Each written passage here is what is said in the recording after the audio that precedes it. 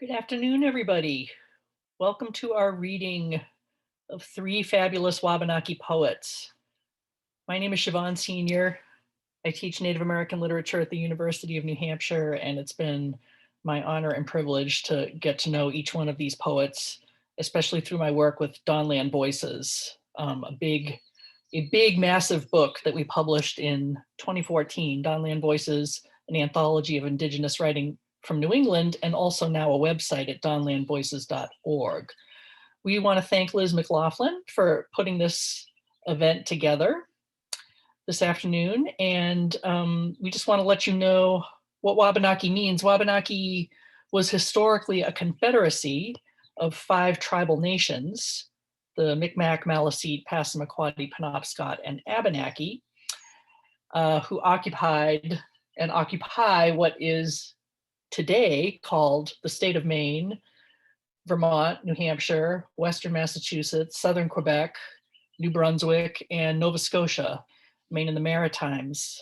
So when people use the term Wabanaki today, they're in a nice way, in a lovely way, reminding us all of their continuing relationship to that traditional territory and to each other, to their kin and their friends and their other than human kin as well. So we have a great privilege today of hearing some Wabanaki poetry.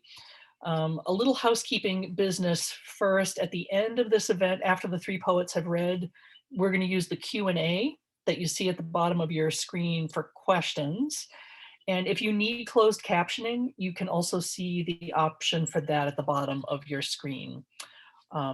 So first up, we are going to have a land acknowledgement poem by one of our poets, Jason Grundstrom-Whitney. Take it away, Jason. Thank you so much, Siobhan. I really appreciate this. This poem is called "We Are the Stars Which Sing." We are the stars which sing. We sing with our light. We are the birds of fire. We fly over the heavens. Our light is a star. We sing on the road of the spirits, the road of the Great Spirit. Among us are 3 hunters who follow the bear. There never was a time when they were not hunting. We look upon the mountains. This is a song of the mountains.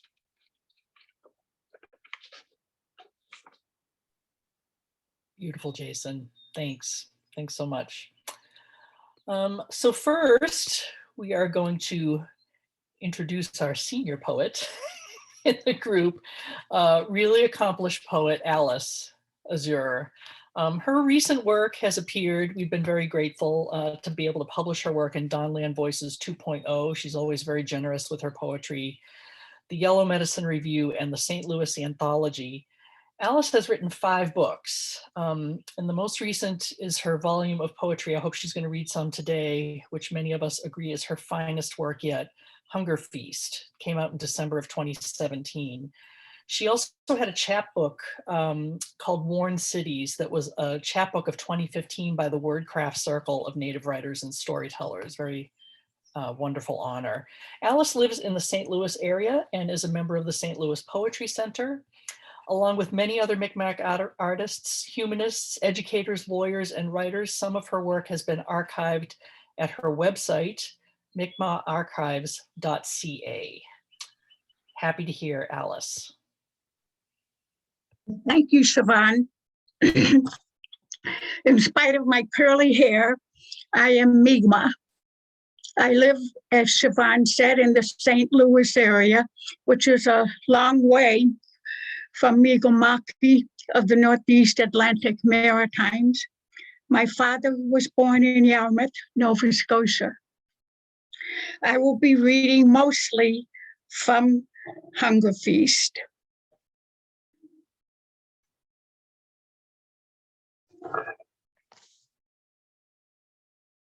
Mixing bowl.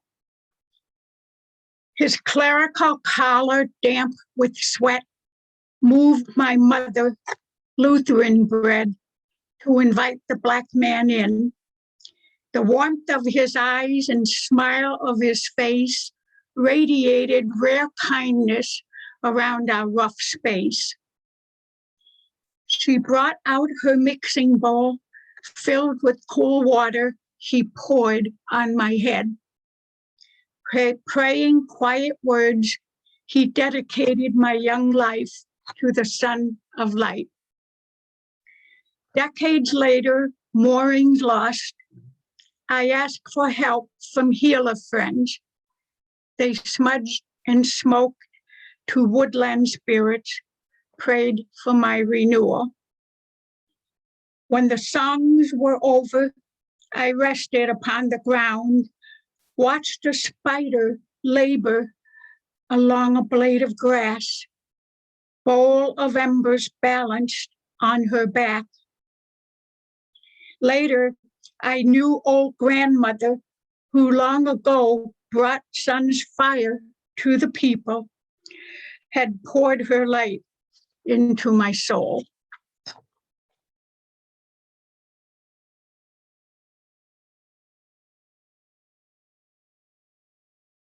On a rock over Wolf River Dells. At first you appeared not to notice paintings in my home. Fritz Shoulder's purple snake, Francis Yellow's warriors on spirited bright horses, Joanne Bird's somber soul keepers, or Carl Gobboy's wild rice gatherers. So I kept closed that door to other worlds where treaties are still in jeopardy. Grandmother Spider visits and counsels, stars and stones comfort, and Coyote has gone to the casinos. But you kept asking about that Coyote guy and laughed when I answered. If I whispered a dream or two, some visions, your eyes listened. You even helped me understand a few. For a retirement gift, I offered you Merlin Little Thunder's gold-specked miniature of a galloping horse with rifle-firing rider crossing into Canada. A man should have this, I said. On Valentine's Day, I cheerfully gave you John Joseph Matthews Talking to the Moon. Shortly thereafter, to my surprise, you asked to borrow my library copy of Red Earth, White Lies. When spring finally came this past May, we went for some drives into Indian country, breakfast at Menominee Casino, an offering to Spirit Rock, walks around the Powwow grounds, a visit to Kateri Tekakwitha's shrine, a glimpse into the newly roofed longhouse, a tour of Oneida's Museum, and to a rock over Wolf River Dells, where, graced by sun, light wind, and sweet pines, our worlds became as one.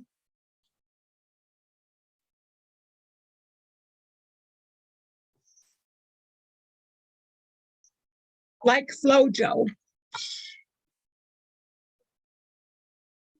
dreaming blue ribbons, she plays with the sun, preens to see shadow curves cast from her girl body muscles, little shoulder deltoids blended into lean, rounded triceps and biceps, the long, flexed thigh that hurdles her higher, longer, faster than anyone, like Flojo, like Katie and Patty, her daughters, who bypassed monkey-barred playgrounds, entered a womanhood of daily squats, curls, sit-ups, of breath-rasping drills around hot asphalt tracks, chalked uneven parallel bars, hard-floored full-court gyms, drilling around dark edges of personal limitations.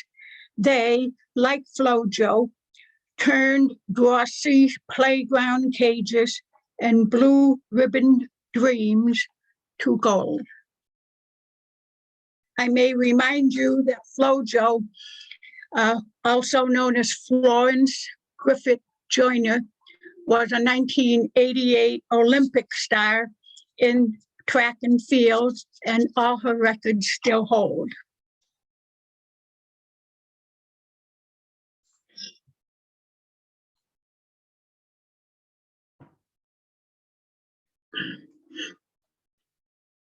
Flippers for Luke Liljequin upon his confirmation. Perhaps you thought it crass of me, giving you my frayed old flippers, heels thin with wear, duct tape over a tear. In their day, when I went down to the sea, they allowed me to swim distances without tiring, speed beyond what I thought possible, sculling afloat as long as I desired, deep diving to depths never dreamed. Their quality impeccable, their fit on my foot snug. I remember thinking they cost more than I wanted for an unnecessary luxury. If they disintegrate in Lake Superior, that's okay for a pair of flippers a half-century old. Very soon, you'll need your own set of gear for venturing out to sea.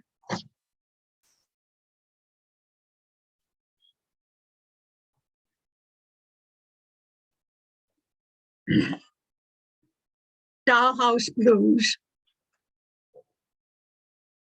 You're done with childhood's grade school. No more make-believe. Done with childhood's grade school. No more playing make-believe. You even tidied up our dollhouse before you took your leave. Now those puzzling subjects will gobble up your time. Far, far too soon, those sports will gobble up your time. I know you have to find your path. Some days I feel left behind. I'm traveling too, my little girl. Same circle, but a different turn. Yes, traveling on, my little girl. Same circle, but a different turn. Weaving sunbells into poems by roadsides sweet with fern. I'll keep our dollhouse free of cobwebs, fit and ready for a guest. Make sure I keep our dollhouse free of cobwebs, ready for a guest. So if you want to come again, the kitchen table will be set.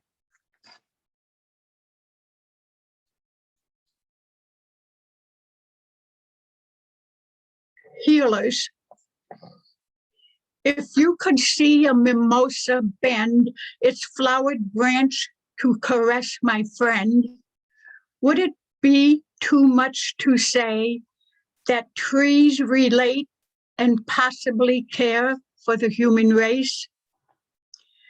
If you wandered into a sacred place, came upon a mountain bent in grief, would it be too much to say stones can speak, calm our fears? Michael and Kelly, my son and his wife, coach and counsel young people not ready to fly into doubtful futures. And I have lost count of all the drifting friends of her children who found safe harbor in my sister Carol's kitchen.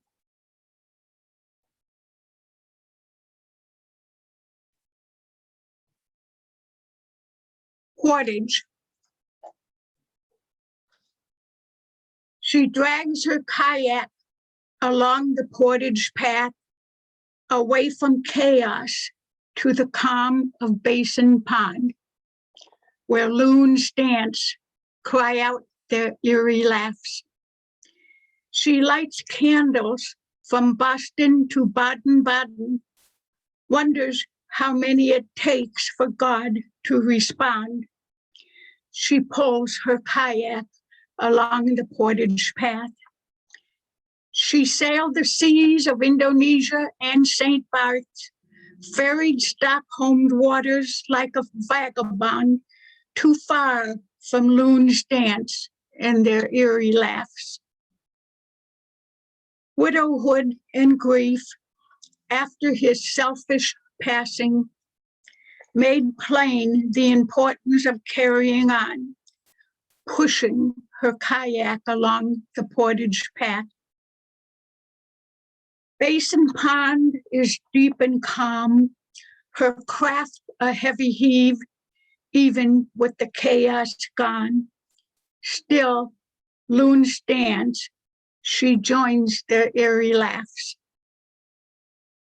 Florida is lovely in winter, so is La Paz, but Maine is the place of which she's most fond, pulling her kayak along its portage path to where loons dance, cry their welcome laugh.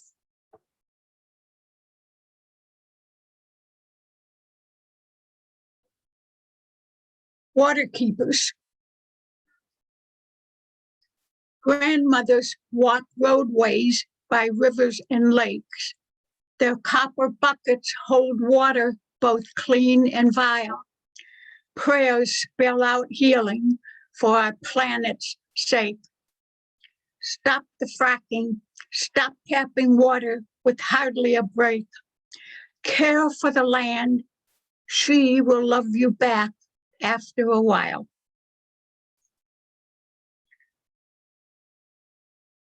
Grandmothers walk roadways by rivers and lakes. I collect waste from cat bowls and glasses, undertake treks from dawn to dusk, filling my old garden pail. Prayers spell out healing for our planet's sake. Such pitiful conserving. What difference does this make when oceans, fens, and aquifers are defiled? Grandmothers walk miles of roadways by rivers and lakes. They cherish Itasca Lake. The Ohio's a heartache. Their prayers celebrate waters from Mississippi to the Nile. Prayers spell out healing for our planet's sake. I'll never swim the Connecticut again, but I won't forsake savings of small water amounts in keeping with lifestyles of grandmothers walking roadways by rivers and lakes, their prayers spelling out healing for our planet's sake.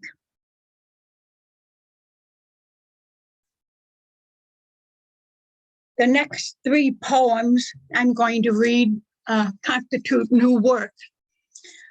This first one, called Good Morning Brother, is for the first boss I ever had when I was only 18 years old.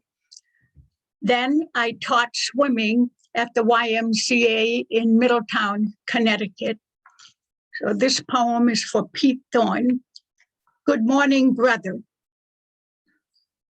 Why was I leery that time you called when I suffered the loss of a second husband? After all, you had this reputation of falling in and out of love. Why didn't I hear the heartbreak in your voice that day? You, a family friend who mentored my brother to world fame, who sheltered a sister without a home. Why was I so uneasy around men, unmindful of their longings? Then Brother Fred's spirit breaks through. Lighten up, Alley Cat. You are far beyond chasing the past. In my own wisdom, I know even Coyote, called God's dog by the Navajo people, experiences a wounded heart, old age leaving its marks. and I, bereft of too many friends and family, ask if you are willing to be my older brother. After a friendship of 60 years, I think I am old enough to manage myself in your enlightened company. Polar Bear Blues. He has the build of a polar bear. A lush white beard adorns his face. Built like a polar bear with a lush white beard covering his face. He said he wasn't ordinary, a fact I clearly came to see. We have much in common, poetry and bonds to New England. We have much in common, one French Canadian, the other Acadian. Before I knew it, friendship bloomed to infatuation. I thought I could rise above it, smart woman that I am. Thought I could rise above it, old woman that I am. One day I mumbled some words about my state of being, saying I had no scruples kicking the tryst cops from my house. I had no scruples kicking the tryst cops from my house. He said I was looking for trouble, not exactly a tactful response. A tone of gruffness in his worst voice, he mumbled his name was Trouble. An air of foreboding in his voice, he mumbled his name was Trouble. A bear is a bear is a bear. Run, Goldilocks, run.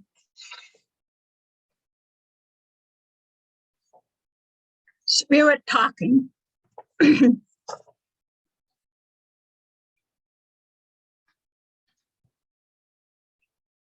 After last month's snow moon emerged from her shroud of ice and sleet, casting clear light on trees and me, I knew it was time to travel south, time to dispel the pain lodged in my throat, maybe time to untether your spirit.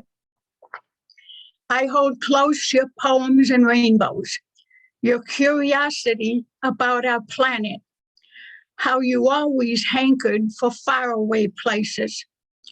No doubt a higher power has tempted you to go on galactic travels the way you boldly traversed Antarctica. In Florida, I came face to face with a sandhill crane who held my gaze. A feather, please, I whispered. Next day, I came upon a scattering of tiny gray feathers, and again, back home in Illinois, a black feather waited by my favorite chair. Hope dissolved the tightness in my throat.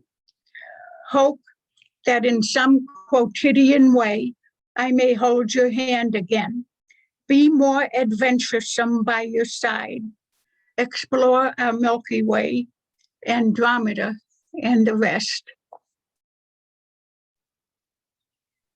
My last poem happens to be one of my favorites. Many grandmothers visit me. Many grandmothers rush from the barn this night, their aprons tied over faded calico dresses.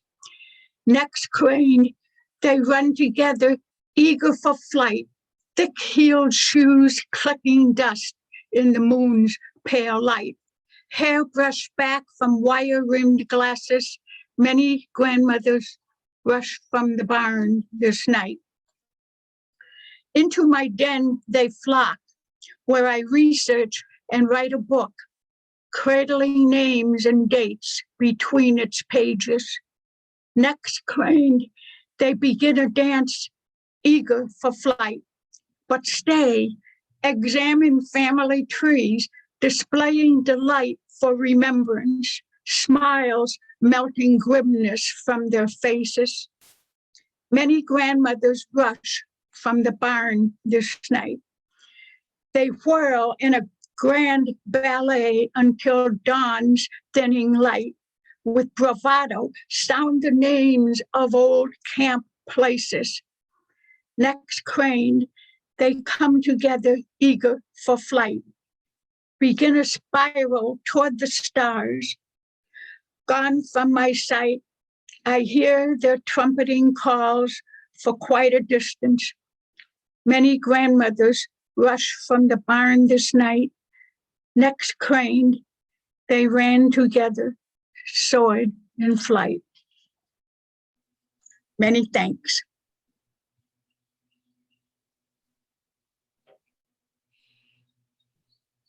Many thanks to you, Alice. That was beautiful. And lots of opportunities to talk about themes and resonance across all of your work. Cranes and grandmothers and bears, oh my. So one good bear deserves another. We've got Jason Grundstrom-Whitney coming up next, a Bear Clan member of the Passamaquoddy tribe. He's a musician who plays various wind instruments of classical, jazz, rock, funk, country, blues, and rap.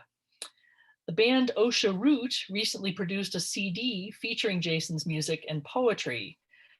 His poetry has appeared in a couple of places, Three Nations Anthology, Native Canadian and New England Writers, and in the Underground Writers Association Anthology of Maine Poets. I think of Jason as sort of the new kid on the block, even though he's not.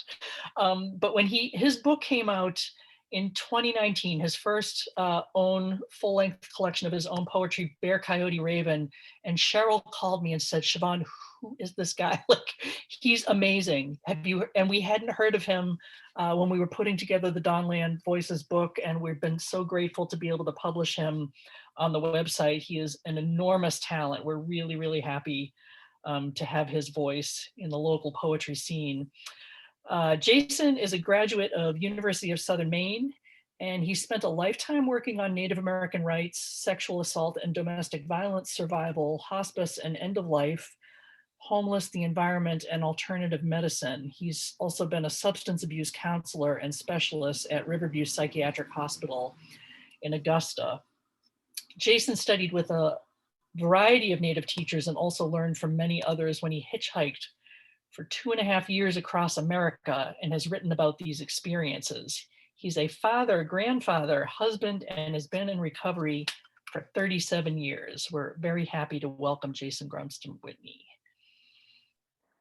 Thank you so much, Siobhan. I really appreciate that. And Alice, that was just a tremendous reading.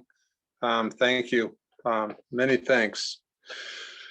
So I'd like to read this. The first one is going to be featured, or I'm working on for the Writing the Land project that Liz McLaughlin's involved with, and it's called Singing Ice.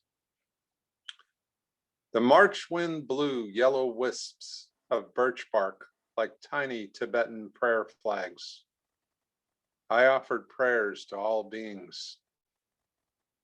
There was the call and response of chickadees singing their spring song and ravens sounding mating calls.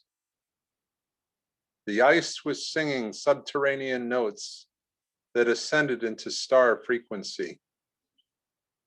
My wife and I placed our ears on the ice and heard symphonies and traveled to the clash and bang after the Big Bang when stars sang creation. Looking to the forest, we watched our ancestors move with the wind.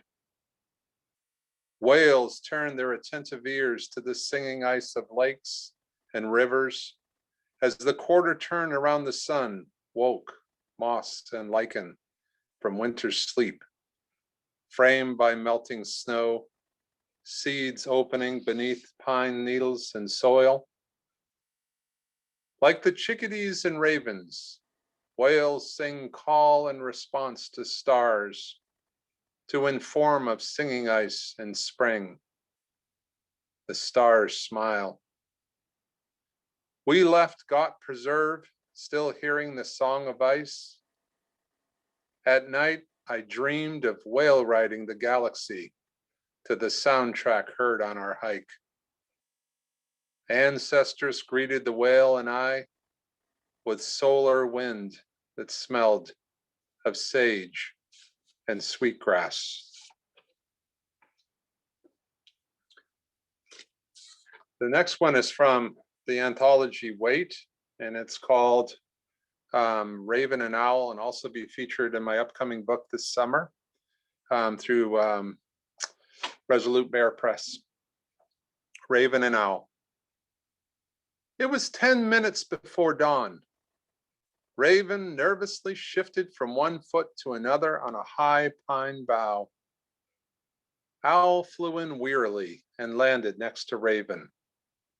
My sister, you are getting here later and later. You know I can't bring dawn till you stitch all dreams on the web of being. Raven was irritated. My friend, there are too many dreams fueled by uncertainty, fear, and worry. They are strange and hard for me to work in, like uncarded wool into fine silk brocade. I am exhausted. Owl closed her eyes. Raven let her sleep.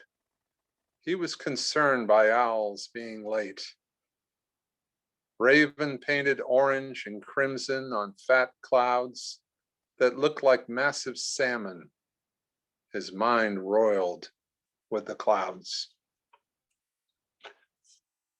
I was saying before we started the reading today that I was actually raised out west, and so the desert often comes to me in a dream. So the rest of my reading will be on bear, coyote, raven, and this first one was featured in Three Nations Anthology, and it's called Cedar, Sage, Sweetgrass, Tobacco.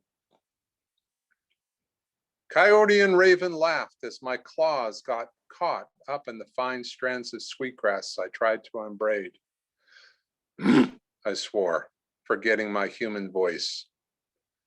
I couldn't help myself. The smell of the earth and sweetgrass brought out the claws.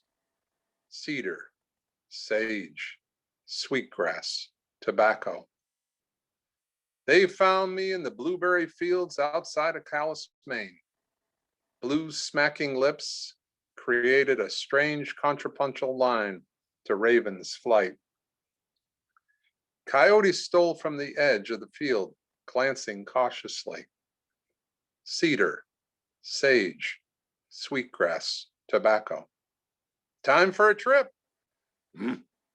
Smacked my lips. Coyote looked west, stood on two legs and tucked his hair underneath his hat. Cedar, sage, sweetgrass, tobacco. What of the medicine? I asked. Said Raven, we'll be back. And so now they're going to travel a little bit out west. This one's called Buffalo Blues. We climbed down from the back of an 18-wheeler on the edge of the Great Plains. A freak Alberta clipper had dumped 6 inches of snow. The warm sun made the plains look like an Appaloosa, snow and June grass. I played my harmonica, each note lost in the vastness of grass and snow and sky. Raven flew, coyote foraged. I played blues about this horse nation, the buffalo calf woman, and the times I could talk to people and they understood, and how it felt to be so alone now, each note evaporating as I played, like the Appaloosa fields. A horse trailer stopped next to me. They let a colt out. He took in the air and danced. Coyote paused to listen. Raven circled above. I played on and on.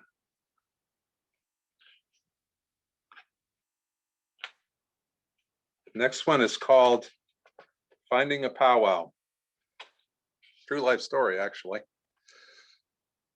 Coyote, Raven, and I decided to go to a powwow near Cheyenne. We broke out our native three-piece suits, mocks, ribbon shirts, and jeans.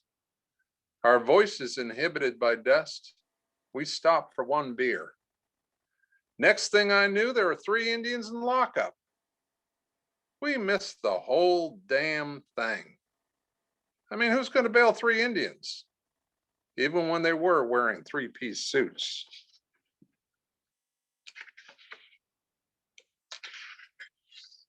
Coyote, Raven, and I walked out of Cheyenne and parted a while. Raven hit the wind. Coyote, well, who the hell ever knew where that guy went? I stopped in a vast cornfield to smoke some herb. Couldn't find my way to the road. Cars whizzed by. My heart beating. Green corn tassels laughing. I spent 3 hours out there. Took a nap. When I woke up, hell, I was just in Nebraska. Climbed the bank to where the fecund soil met greasy tar. Now we're going to take a little bit of a trip over to Montana. And this one's called Osha Route. Bear could hear the annoying bells of the hikers. Raven had fallen in love again and was nesting. Bear was still mad at Coyote, who had offered to be a firekeeper for a sweat he did with the Blackfeet. No show. Bear dug for Osha Root. He smelled the pungent camphor-like scent in the aspen grove and glacier. He found the root and ate, occasionally spitting on his fur to keep the insects away. It felt good to be at Glacier again, to forget about bells sounding and foul-smelling humans, their tired streets, their cruel self-righteous control, using Earth as an ashtray. He was content to be on all fours. At night, Bear dreamed Ursa Major and Minor into being, and poured his generous medicine to all in need. Bear heard and smelled the hunters. They were not supposed to be here. Their guns bellowed fire and killed a sister. Young cubs wandered the forest crying. Bear came out of Glacier unwillingly. Raven and Coyote harassed him until he stood upright and tucked his hair under his hat. He muttered. Ha ha ha, cackled Raven. His long black hair in 2 braids fell on his chest. Why now? Bear stammered slowly, his eyes wild and dreaming. Easy, big fella, whispered Coyote. They always had to wait a while when Bear went too far in. The next one I'd like to read is called Riding Hard to Santa Fe. Actually, I'm going to switch up and go to the continuous buffet. And now we're out in LA. An interesting notion hit Coyote. Suppose I just wait by a dumpster. That way I won't have to do all this endless searching. It'll be a continuous buffet. Raven looked at Coyote slyly. Sure, why not give it a shot? That day, Coyote ate like a king. Fatigued by gluttony, he lay behind the dumpster. This way I'll never be caught, he thought. In the early morning, a loud monster came and swallowed Coyote's kingly feast in one gulp. On top of this insult, it set the dumpster on his tail. Raven laughed all morning long. It took Raven 3 days to find me. My paws were elbow deep in a hollow trunk, my lips smacking honey. Oh, all right, I said, retracting golden-hued claws. We hitched back to LA in 2 rides. The last one was with a guy named Lucky, who hawked stuff at gas stations for fuel. We drank sangria, smoked fat, cheap cigars, and told urban legends. Lucky dropped us off in Watts at 3 a.m. I played harmonica. Raven worked the crowd. We needed money for Coyote's broken tail. Well, there was that dumb shit slunk behind the dumpster sobbing.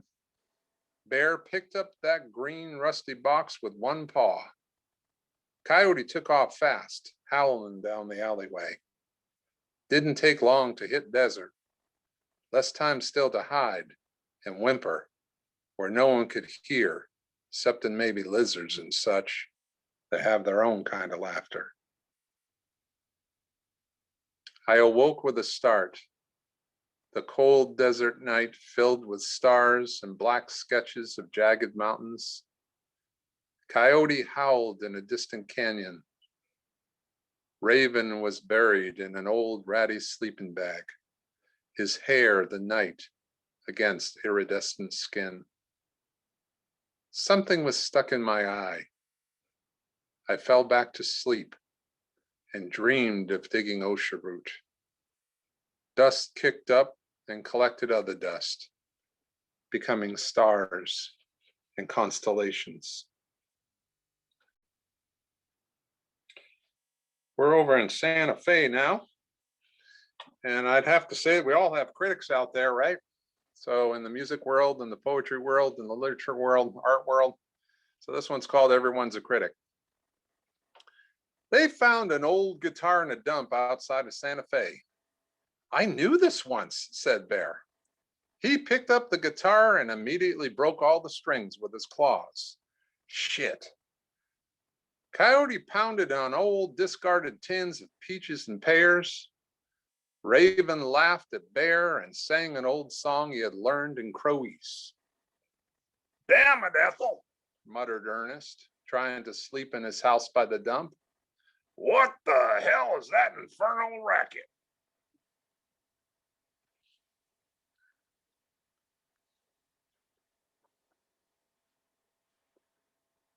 The next one is called Gateway. They were tired after getting a ride through the night from a long-haul trucker. St. Louis, gateway to the west, except they were heading east. Raven complained about tucking his hair. Coyote nudged him. Just do it already. Bear heard a woman's voice. She was a street preacher, dressed in ragged clothes, and her long hair had ribbons of every color tied in.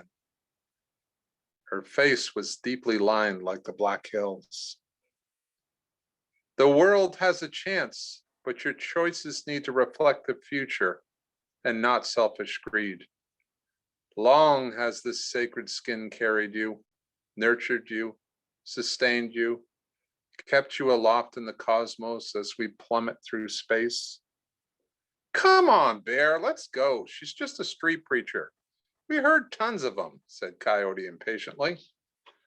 Look, said Raven, B.B. King tonight, pointing at a poster on a telephone pole. Raven and Coyote grabbed Bear by his blue coat, and before he knew it, they were in the concert hall. Bear watched as Raven and Coyote worked the crowd. He thought of a burning world. That preacher he knew was Mother, manifested on the dusty street of the gateway to the west. And I'd like to finish today with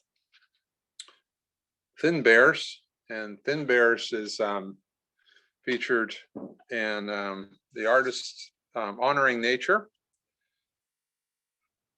and also in Bear, Coyote, Raven. Thin Bears. Coyote saw an old man run across the street in Quebec City. He appeared young, but on the other side, he stooped again. Found another, Coyote said to Bear at an intersection. Bear, Raven, and Coyote followed the men to the back of a packing plant. In the refrigerator room, they found two women and the man Coyote had seen on the street. They were very thin. "What the hell you folks doing down here?" Coyote asked, taking off his hat and letting the fur flow. They changed to three thin white bears. "We come down 35 years ago and warned the tribes we were dying. We could see the melt. Now there's nowhere to hunt.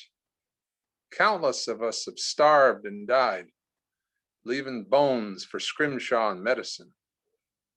It is good to leave medicine, but only in its place and time. We are moving down." Bear remembered his sister that died in 2002. They found her emaciated remains on the edge of a blueberry field near Calais, Maine. Coyote and Raven sat with him and prayed around the sacred fire for 4 days. Bear felt death reaching in his new language: drought, hurricanes, fire, autoimmune illness, pandemic. It seemed he added a new word daily. Our brothers and sisters warned others, but the others did not listen. Bear was angry as he thought of his sister and the whales he had seen washed on shore this past summer, their stomachs filled with plastic. The thin bears ate slowly so as not to get sick from the hormone-fed sides of beef. They stayed for a month until strong enough to travel. "There will be many more of us," said the old man. Raven searched for a new habitat. Bear helped them walk. Coyote encouraged them on. Each time was getting harder than the time before. Thank you very much.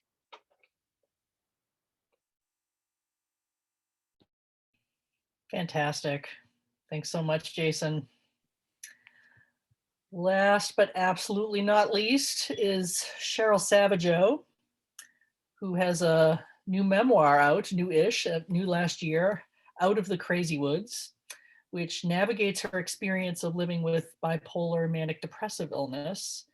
And she also has 3 collections of poetry: Motherland, which she calls an unhistory of the Northeast, Dirt Road Home, which was a finalist for the Patterson Poetry Prize and nominated for the Pulitzer, and Home Country. Cheryl has won fellowships in poetry from the National Endowment for the Arts, the Massachusetts Artists Fellowship Program, and is a 3-time fellow at MacDowell. Her beautiful children's book, Muskrat Will Be Swimming, was a Smithsonian Notable Book and won the Skipping Stones Award for Children's Environmental Literature and the WordCraft Circle's Best Children's Book of the Year Award. Savageau mentored Native writers through WordCraft Circle of Native Poets and Storytellers and was awarded Mentor of the Year in 1998. And I believe she may have met Alice in those years. She has taught workshops through Gadakina and is the former editor of Dawnland Voices 2.0.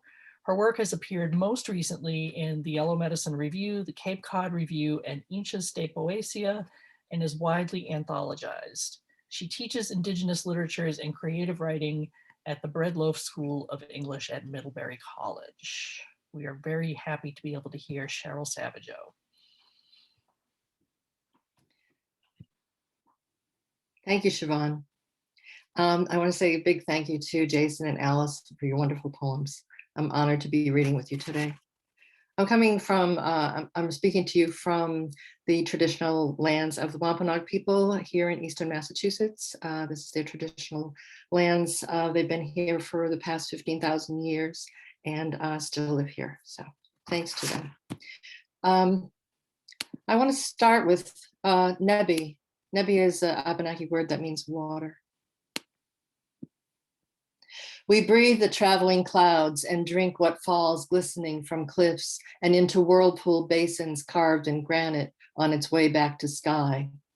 Water me, glisten me, carve and whirlpool me, cascade me, white water me, sing me, babble me, pool me, pond me, swamp me, bog me, trout and salmon me, frog and dragonfly me, loon and otter me. Breathe me the humid sky while leaves gather pools of summer air. Nebi, we say, uligo nebi, the water is good.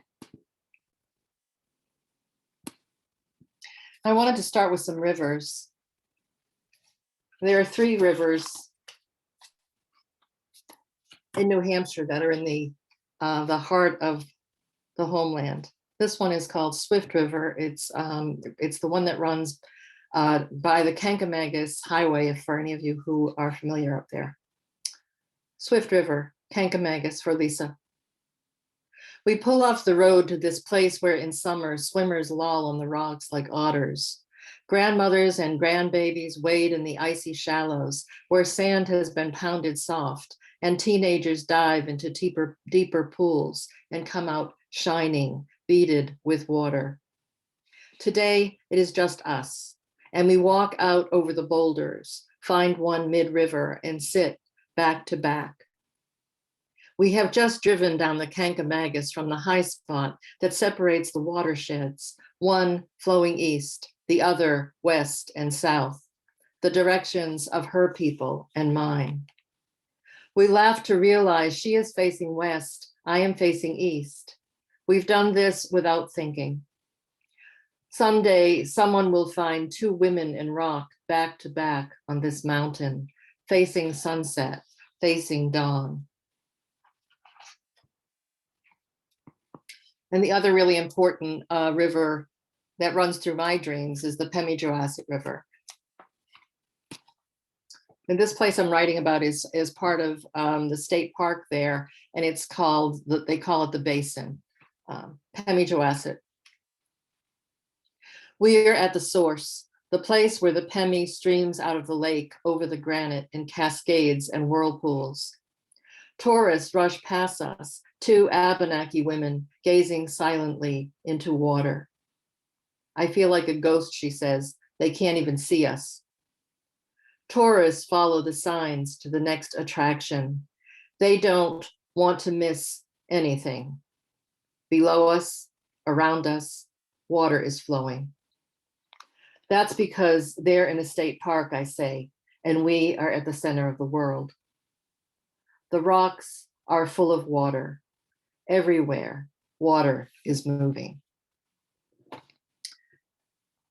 And the 3rd river up there is a river that flows out of the Swift, or I'm sorry, the Swift River flows into the Saco, which goes to the ocean. And this is a new one from this spring, Saco River Haiku.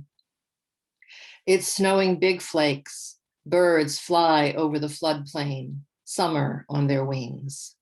I want to read that one again because I always love to hear haiku twice, so I can actually take in the images. Saco River Haiku. It's snowing big flakes. Birds fly over the floodplain, summer on their wings. My sister was a conservation director in Greenwich, Connecticut for 20 years. She's just retired, and this is a poem for her. Greenwich Conservation Director.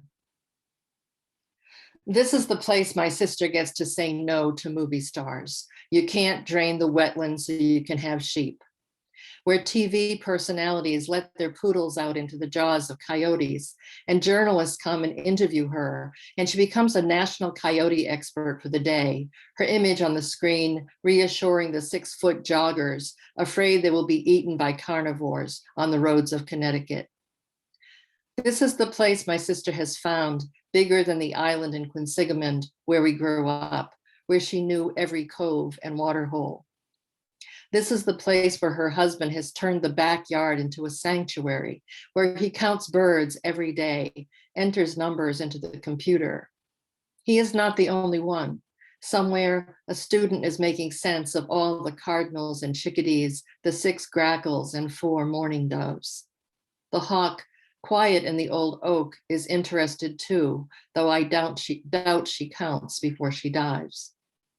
In this place, my sister might be out under the full moon, up to her thighs in the waters of the Sound, to count horseshoe crabs at mating time. Or she is in the kitchen cooking rice with basil and dried cranberries, and stew just from the just dug oysters. This is the place where her husband records the songs of frogs in the swamp, calls her on his cell phone and says, "Listen to this."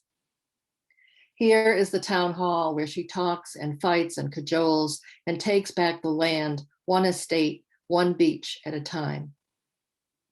Today, we take our grandchildren to the fishway, where glass eels as thin as spaghetti climb the ropes over the dam. Cormorants dive, a pair of swans gaze into the falls, lean into the spray like children into a sprinkler. Out on the island, the herons are building nests. The herring are running. A red-tail hawk circles.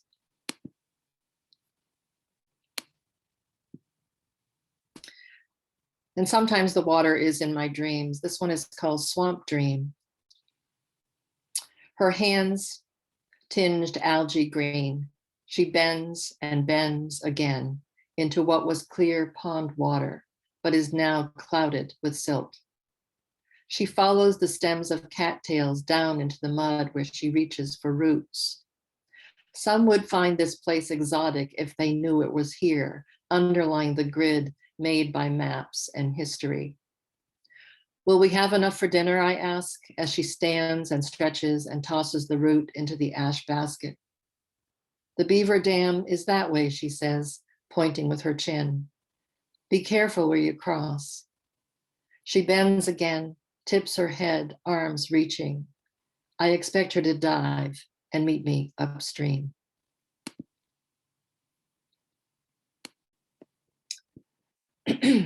And this is another new one, Murmuration.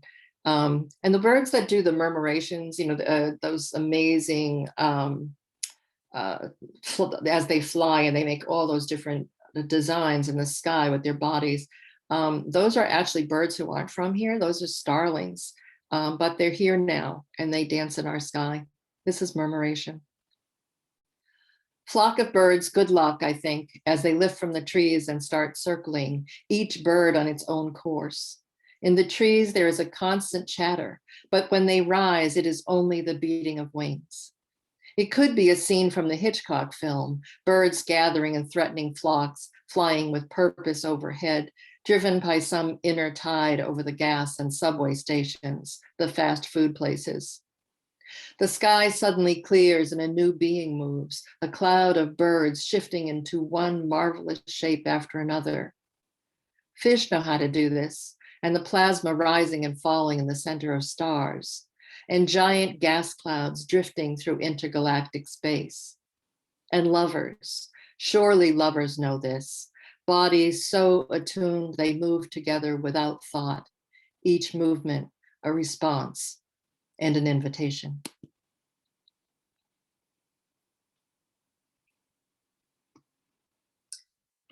I want to read some new poems.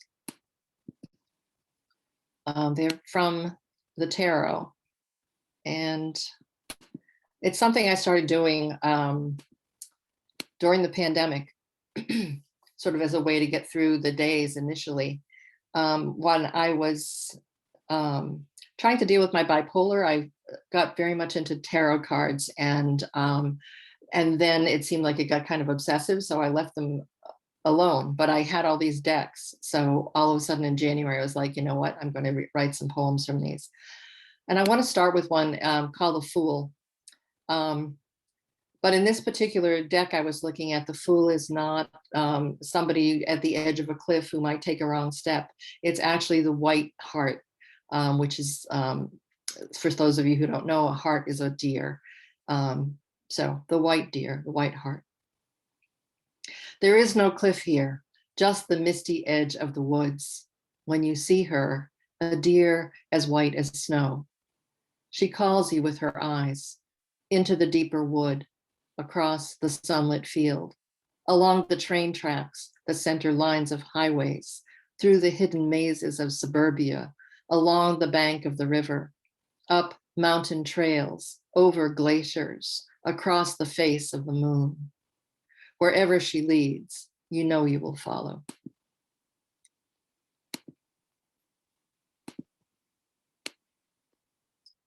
One of the things I found also reading the tarot is sort of bringing your own mythology with you as you're reading these cards that come out of a different place. This one is called Ace of Wands. And I guess what it helps is if you know that native Abenaki people were created from trees. This green child looks up wide-eyed, crouched on the rocky ground. She knows something is happening. She can feel it, this tree growing from her spine, shedding atoms, solar systems, spores, magic. This is what she was meant to become. And this one is Ace of Cups, and I just liked it because I feel that this is how I feel in the spring, and I have done things pretty much like this. She has put on her yellow gown to welcome the sun. There's still snow on the ground around the birch tree, though leaves and early flowers are breaking through it. On the pond, the ice has broken up. She dips her cup into the cold water, lets the frogs will begin to sing.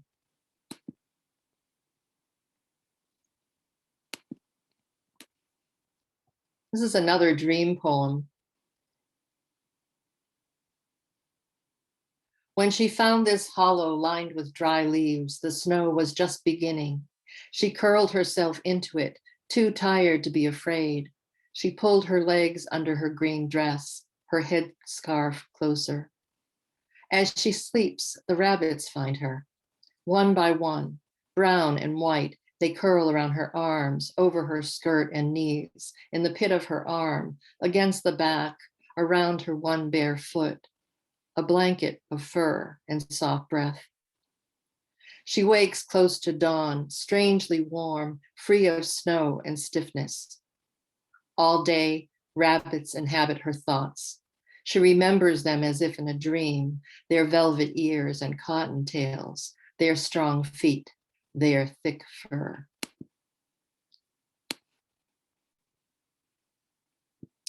And this one, the sun. This is like one of my favorite cards because it is always just the sunshine, sometimes with a child riding a horse in front of it, but sometimes it's just the sun. And what I love about that is that the sun, of course, is the basis of all life here on Earth. And if the green plants are the ones who then take the energy of the sun and transform it into food so that all the rest of us here can live. So the sun. This is all there is, sun above and sunflowers below, and a yellow field with a thin stream trickling through it. There are tiny houses on the yellow hills. The sunflowers keep opening and opening.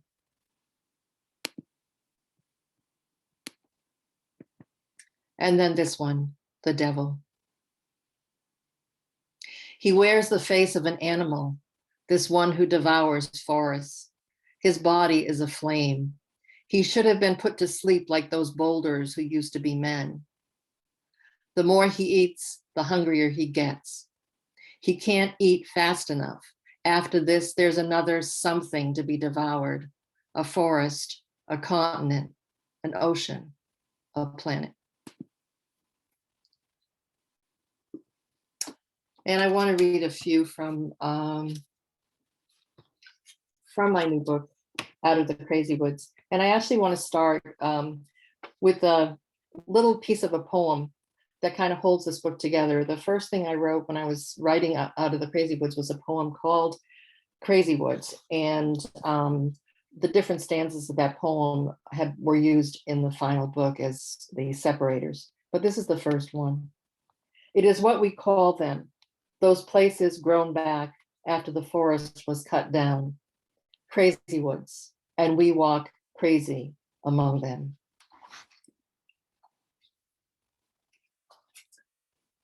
And this poem refers back to Pemigewasset. One of the things that I kept coming back to as I was writing this book and in my healing was that moment of diagnosis, because when I was growing up, and I think even now, two of the big ones are schizophrenia and bipolar, manic depression. So to suddenly get a diagnosis late in life that you have bipolar, manic depressive illness was shocking. And I kept coming back to that moment of diagnosis, and how my answer each time was no, no, no. So this is actually called Yeats, referring to the poet. And it starts with my doctor. He spends the first 2 sessions taking a history of my life, my family. He is cold and precise. I feel like a bug under a glass. He is counting every hair, every facet of my eyes, the number of legs and the veining of wings.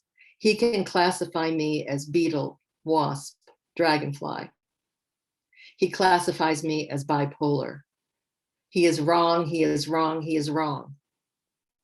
Not only that, but he sees others in my family who are probably bipolar too. My grandfather, my brother, and the cousins who've actually been diagnosed. But I'm not like them, I say. I don't drink, I don't use drugs, not since college anyway.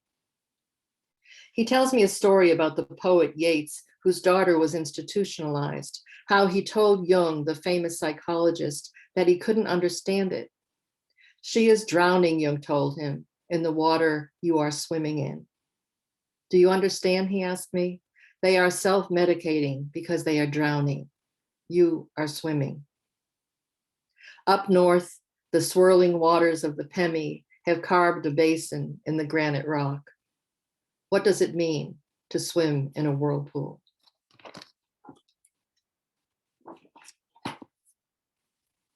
One of the things that often happens when I'm talking with a non-native person about the natural world is that I realize that we're talking in with two different assumptions about the world, at least 2. And this one is called What It Is For. But what is it for, she asked me, as we drive through the forest of tiny trees. They are no more than 4 feet tall, these high desert trees. They are not babies. They are full grown, like the scrub pines on Cape Cod. I am lost in this nation of trees, on this road somewhere near Taos, New Mexico. I am used to the maples of the Northeast. I walk in their shade. So this is what they call a forest here. I know that's not really true. I've seen the tall pines that grow up at Los Alamos on the mountain road I drive from Albuquerque to Santa Fe. The road I prefer because they are there. But it pleases me to be amongst this forest of tiny trees. Their difference charms me. Anytime I travel, I'm afraid I'll get there and it will be unfamiliar, alien. But when I step off the plane, I realize, oh, yes, this is the earth, and take a trusting breath. She is talking again, and I switch my attention from the land outside the car to her words. But what is it for? She asks again. I don't understand the question. I think maybe I'm not paying close enough attention, distracted as I am by the trees. But it is the trees she is talking about. You know, she says, gesturing with her right hand as she steers with her left. All this, she says. What is it for? What do you mean, what is it for? You know, is it for farming or dairy or ranching? You know, what is it for? What is it for? It's for itself, I say. She shakes her head in frustration. This conversation has become emblematic. Those moments of cultural dissonance in so many conversations, when I realize the underpinnings are different, that what I think we are talking about is not it at all. What is it for? The language that inhibits her, says that these trees, this forest, are objects. What I see as beings, as a nation of trees, she sees as not exactly non-living, because she would admit that trees are alive in some limited way, but they have no sovereignty, no personhood. They exist only in relation to human needs, which means they are expendable. This place should be for something that humans need. Otherwise, what? I could say that they are for making oxygen, that they might hold some medicine that we don't even know about, that they hold together the soil in this arid place and provide food, make a home for a vast population of birds, insects, reptiles, mammals, and vertebrates. But that is not what they are for. These are gifts they give freely. Our proper response is gratitude. What is it for? She turns on the radio. I look out the window. The land extends in all its beauty, in all its mystery. This forest, this nation. And I'd like to end with this poem. It's called Giving Myself to Beauty.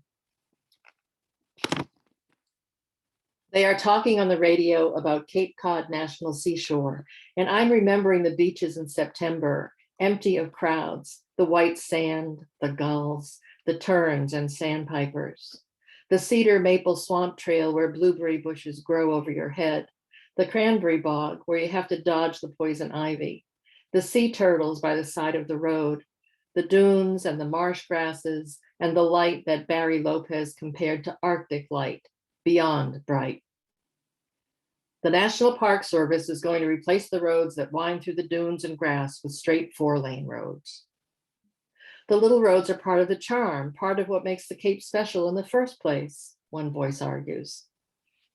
I love those little roads on the Cape that wind naturally with the land, the turns and rises, pitch pines and grasses, and dunes all around, until suddenly you're at the sea.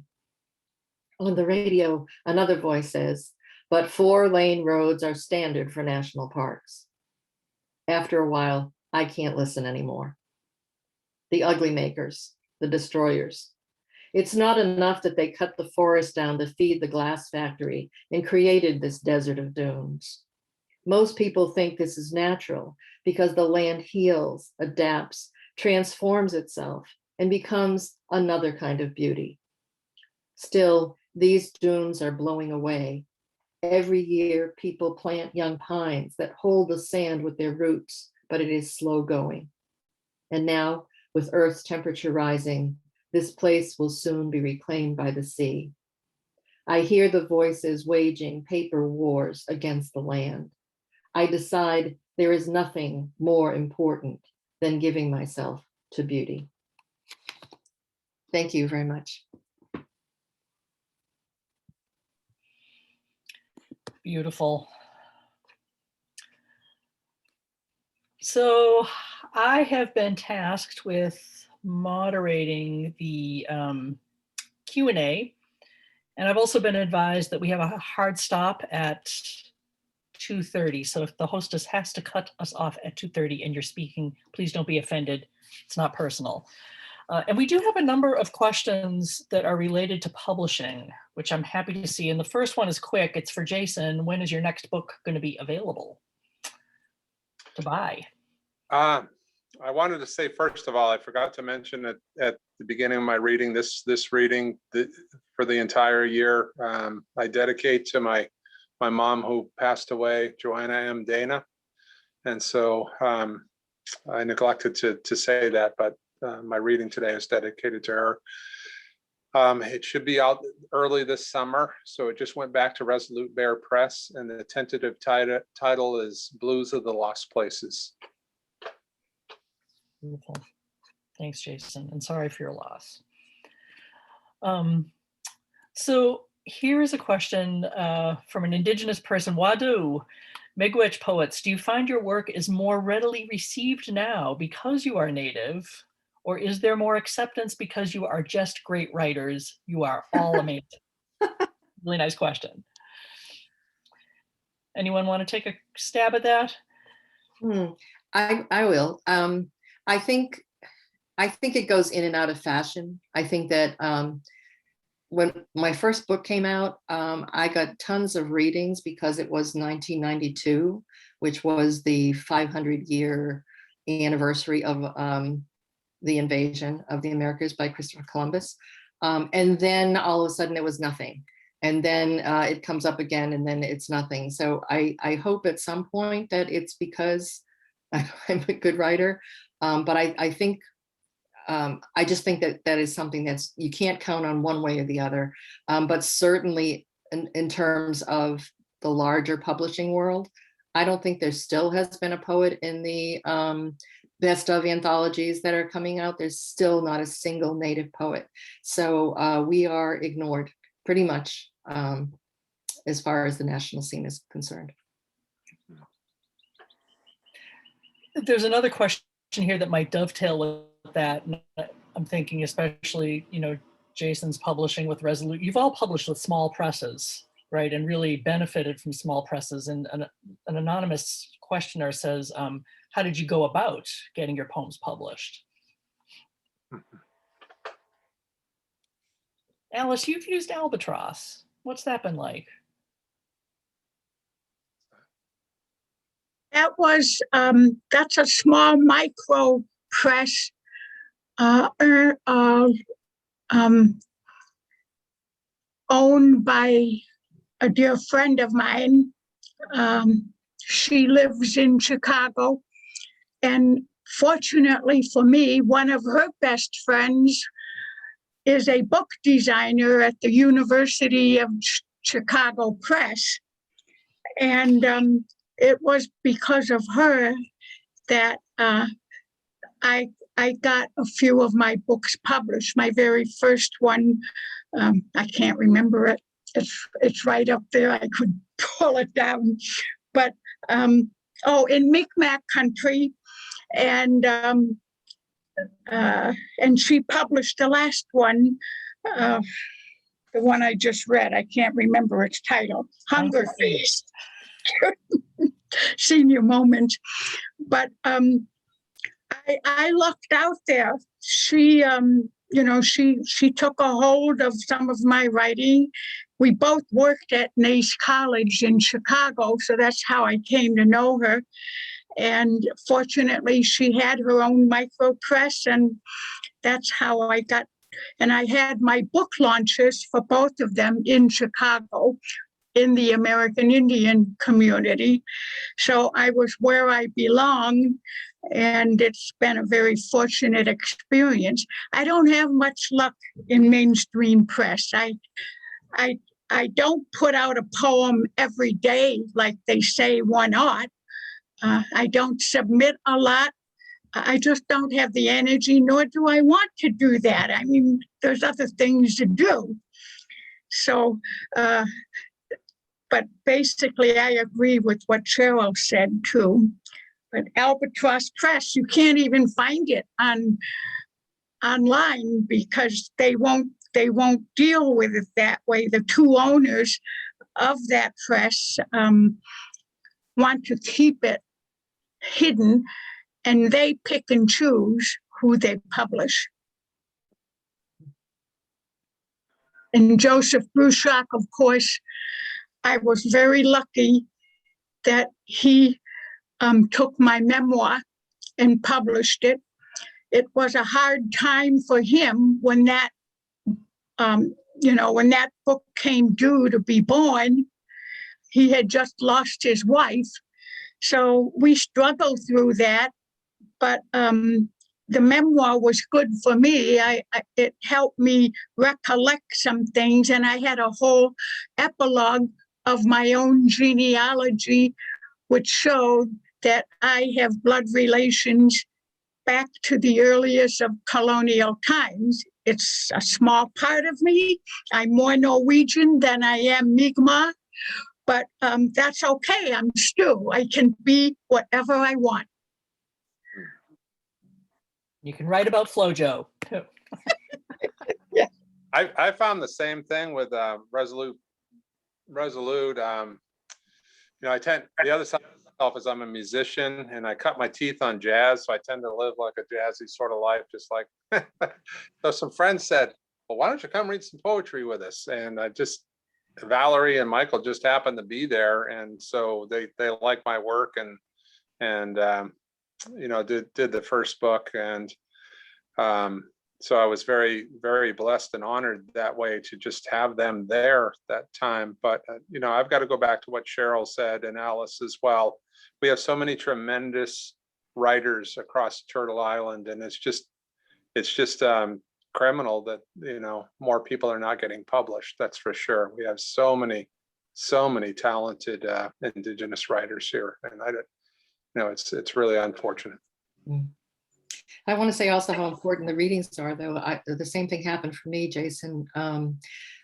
Before my first book came out, I did a reading at First Night Boston that was put together by the poet Martina Spada. So it was very diverse. And afterwards, Kathleen Aguero came up to me and said, oh, I just finished editing a book for University of Georgia Press, and I wish I'd known your work, and why aren't you published anywhere, or whatever. And anyway, that it was, I said, oh, that's too bad.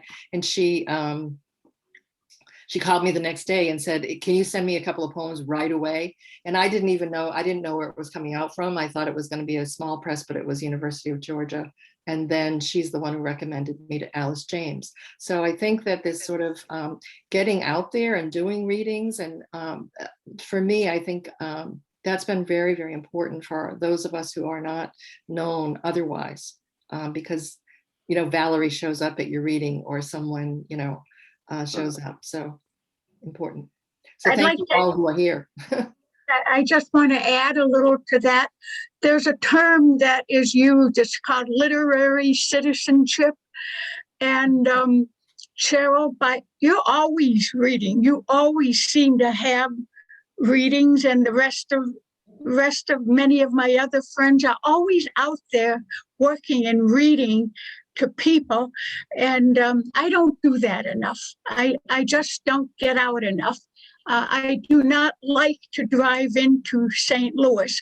I mean, but that's a poor excuse. But more importantly, my point is, you get out a lot. And that's how we help other poets, by reading and reading and reading. That's true. That's true. Amen. Right. I agree. Cheryl has been so helpful with my journey, and I totally agree with that, Alice, for sure. You know, with respect to that, there's a beautiful comment here from an attendee that says, it's not a question, just a message of pride and thankfulness. I appreciate the courage it took to publish your life stories, to share the pain that you've turned into triumphs. Wally-won for your works. They give me strength and they make me feel I'm not alone. It's really beautiful. Thank you, Leonie. There is a question here for Cheryl about love the use of the tarot as a jumping off point for a poem and creating a rich story around the card. How did you pick the cards? Well, so there's a story behind this. My husband has been working with Japanese prints for some time, and actually has probably 100 poems now. And for him, it just started. He went to the museum. He liked haiku. That was the start of it. Went to the museum to look at some prints, and he just said, made himself the rule that if something grabbed him, he would just write down a few lines, just a few lines. And so we didn't know that there was such a thing called ekphrasis poems, or whatever they're called. But anyway, he had done that. And so during the pandemic, he pulled them out again because he had never really published the book.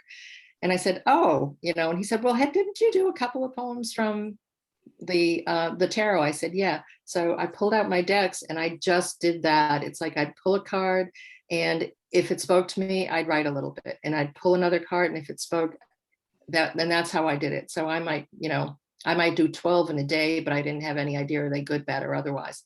So I'm still in that process, although it's slowed down considerably. So I'm hoping there will be a book by the end of the year. Anyway, but thank you. Yeah. And I'm using many different decks. So. Nice. Smart man, Bill Siegel. Question for Alice. Can you talk about how you blend and balance cultures in your poems, keeping the focus on the native heart and sense of humor? I'm thinking of the Many Grandmothers poem, wonderfully rich with both ancestry and humor and framed in a traditional / Anglo structure. I love this poem. Me too. Well, I don't talk a lot around my poems when I read, but that last poem, Many Grandmothers Visit Me, was actually a dream. And so I had no control where it would come from. I don't even know if the grandmothers in that dream were native, but it was a dream I had. And so I wrote that.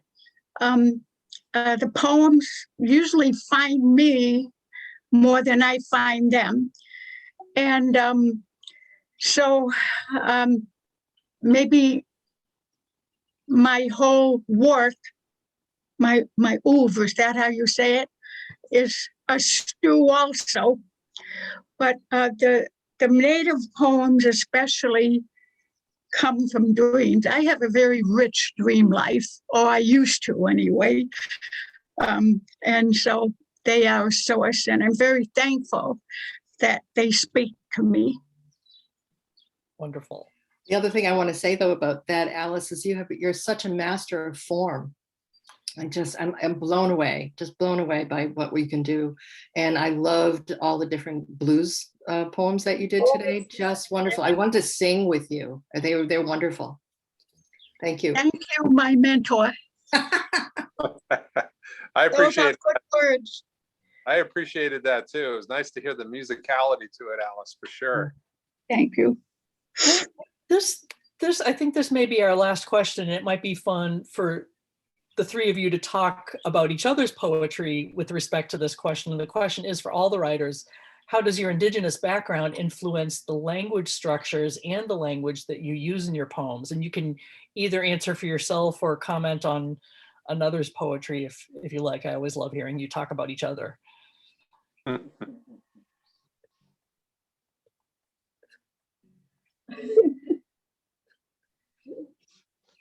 Jason, do you want to start even speaking? You can speak for yourself if you like. Yeah, that's wow. It would be hard in a short moment's notice to put together some thoughts as far as Cheryl and Alice's work. That's for sure, because they just blew me away today. And I've heard Cheryl many times and always does.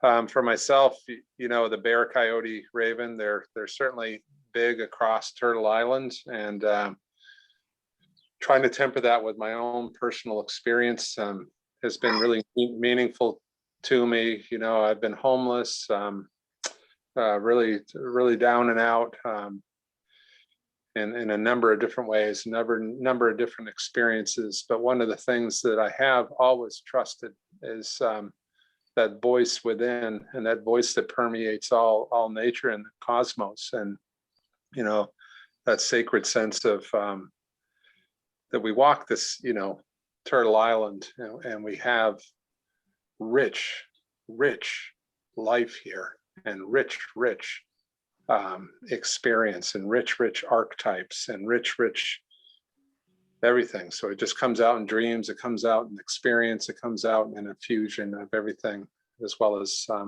little bit of music in there too. Can't not play bass here and there. Mm-hmm. I love in your work, Jason, the combination of this sort of deep dive into the mythic that you do and the sense of humor that you keep with it. I feel like the voices of bear, coyote, and raven are so distinct, and the humor of coyote and the humor of raven are distinct. It's not as if like the trickster is just all one thing. I mean, they're very different. And then bear, of course, is the sort of healer. I love that, and I feel like the language that you use for each of them is just perfect. It's what I like in poetry, is when the form and the content are so part of each other that it's like they're seamless. So I love that. Only one. Is there time for me to comment? I just want to. There is, yeah. I want to jump off on Jason Coyote, because I have experience with that character too through my dreams. I remember when I was first turning around and researching my own heritage, a dream came to me. They were three women. They were in some Native American office, and the three women looked at me and said, "You need to read the coyote stories. They will help you." And later on, when I found out about coyote, you know what I thought? Good grief, any woman who needs to be counseled by Coyote is in deep doo-doo.